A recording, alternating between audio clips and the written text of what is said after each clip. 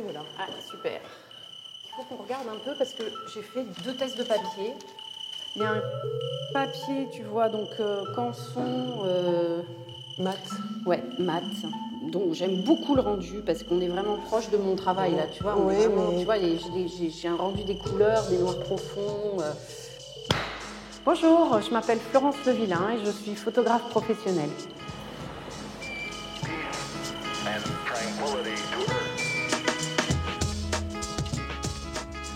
Bonjour Florence. Bonjour Didier.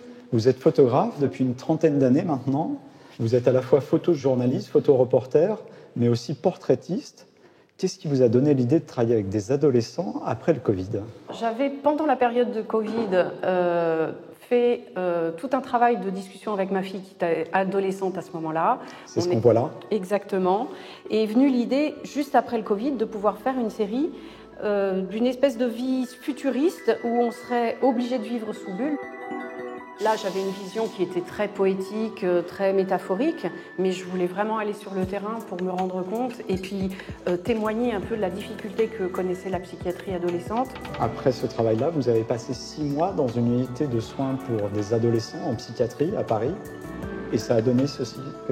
Exactement. Je voulais passer du temps pour pouvoir attraper ces petits moments intimes d'échange qui sont très très fragiles, qui sont très intenses. Et le fait que je sois là longtemps a fait que petit à petit ils m'ont oublié et que j'ai pu accéder à ces petits moments d'intimité.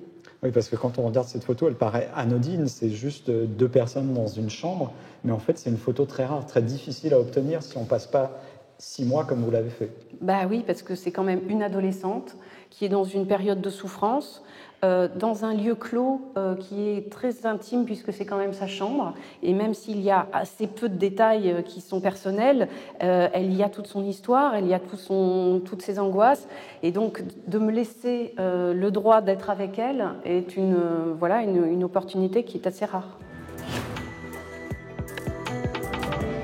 Baissez un tout petit peu le menton. Ouais, voilà, très bien. Parfait. Florence, nous sommes ici au SAMU Social. Pour les 30 ans, vous avez reçu une commande pour photographier les différents salariés, les différents secteurs. Pourquoi vous avez accepté ? Dans l'esprit du grand public, évidemment, le SAMU social, c'est souvent l'urgence, le 115, les maraudes. Et en fait, derrière tout ça, il y a énormément de personnes. Dont ici, c'est une plateforme de personnes qui sont derrière des ordinateurs et qui pourvoient des places pour les personnes qui en ont besoin.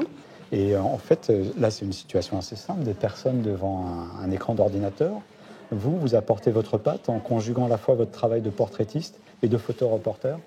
Exactement, puisque c'est une carte blanche, donc mon travail de terrain et mon travail de portraitiste avec l'éclairage, le fait de guider les modèles, se conjuguent très bien dans ce genre de scène pour finalement créer ce qu'ensemble on a envie de dire du SAMU social.